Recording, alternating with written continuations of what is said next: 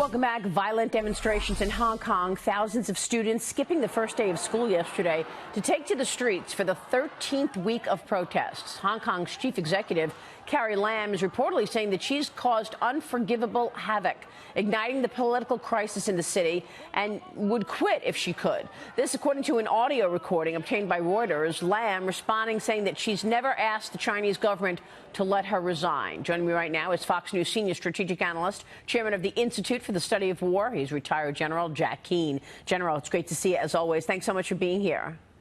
Glad to be here, Maria. So I want to talk about these protesters and really where we are here. But first, let me get your reaction to what Lam said. Miss Lam was basically overheard saying that she would quit if she could.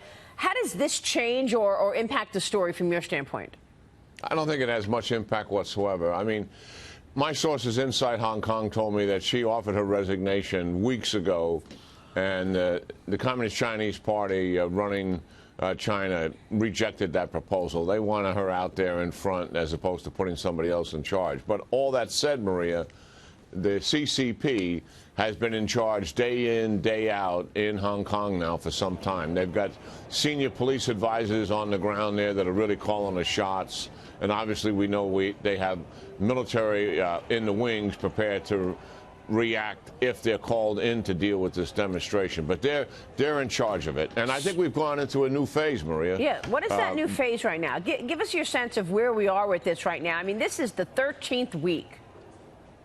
Yeah. The new phase is they're outwardly arresting leaders of the demonstration as best they can determine who they are. This is a young people's movement who are organizing the demonstration, and they have many involved in that as opposed to one or two leaders themselves. But that is a sign that the CCP is going to begin the crackdown. They're trying to take the leaders away, which is obviously something that's been proven when you're putting protests down. That does, in a sense, undermine the protest itself. But with the Hong Kong people and how strongly they feel about this, I don't think arresting the leaders is going to change the quality or the quantity of this demonstration. And we know that China has tracked all of its people. Even in Hong Kong, it's got facial recognition cameras. So it indicates who's at the rallies, who's actually protesting, because those cameras can pinpoint who is actually attending. Will there be backlash from the government? Oh, yeah, it's indisputable. And the people they have over 1,000 in the jail cells already, and many of the people who've been before some judicial hearing, they're being charged with 8 to 10 years because they used the word riot to describe their activities, and that gets a considerably greater jail sentence. There's a lot at stake here for the protesters, to be sure. But I don't see any end in sight, at least in the near term, to this protest. And the more they arrest, I think the more they're going to protest. This is another example of China using artificial intelligence, right? I mean, I know AI is used in the military. How significant is its use in the military? Well, AI is growing by leaps and bounds, and we're using it to help control drones in the air as well as on the sea. And China also is rapidly building this capability. In fact, I think their advancement is greater than ours because they got into it earlier, and their resources that they're applying to it are significant, literally 15 times as much as what we're putting into it. So I think they'll get there with a greater capability sooner than the United States, which is unfortunate because when new technology comes, it's always been the United States that's been on the leading edge of that technology, not China.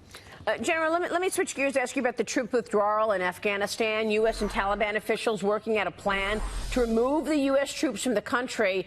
It'll see 5,000 troops from 5 military bases pulled within 135 days after this deal takes effect. Late last night, an explosion rocked the capital, killing at least 16 people, wounding more than 100 others. The Taliban is taking responsibility for the bombing, saying that the compound was, quote, a huge base for planning and devising strategies and operations for brutal foreign security companies.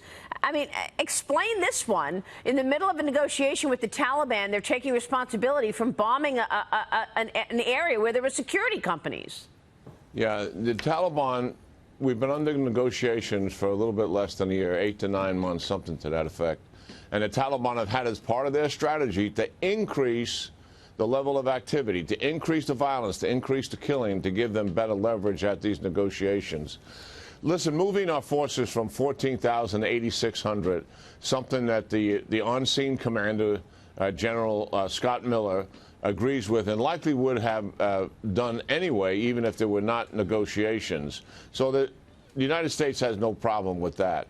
The real issue here is, Maria, that we're about to announce a deal with the Taliban that will say, in so many words, that we're going to pull all of our troops out by the end of 2020.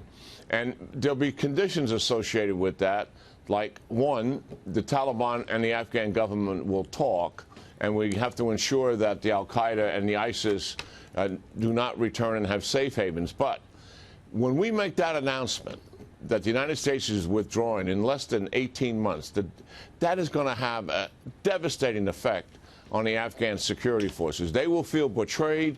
They will look at it as a surrender to the Taliban. And right now, as the Doha talks have already broken up, what the Taliban leadership is proclaiming is that, one, they've defeated the United States much like they did the Soviet Union. The United States is going to be gone here in a short period of time, and it's us that you're going to have to deal with. And just 2 weeks ago, the Taliban spokesperson said that al-Qaeda was not responsible for the 9/11 attacks. And what an absurdity that is, when the al-Qaeda have obviously claimed responsibilities for the 9/11 attacks time and time again. Right. It is their epic and iconic experience, of that entire movement. So is there any reason to believe that this would get reversed, given the fact that it appears that withdrawing their troops, all the troops, in 135 days, could actually make things worse? Well, there's no doubt in my mind it'll get worse. It's going to lead to a civil war, because the Northern Alliance tribes who work with us to defeat the Taliban initially are already getting organized for it. Yeah, President Trump is in charge of this. If he doesn't want to go down below the 8,600 and not agree with the Taliban, right, to complete withdrawal, and say that the conditions haven't been met and we're just not going to do that, that's his call, and I think that is the right call. Yes, we really have a stop here that we can apply. And real quick, how many troops will be left behind?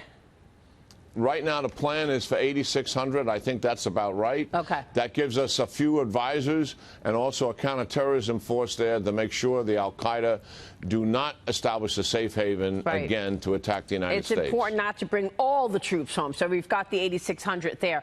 General, it's good to see you. Thanks so much, sir. Yeah, good talking to you, Maria. General Jack Keane joining us there.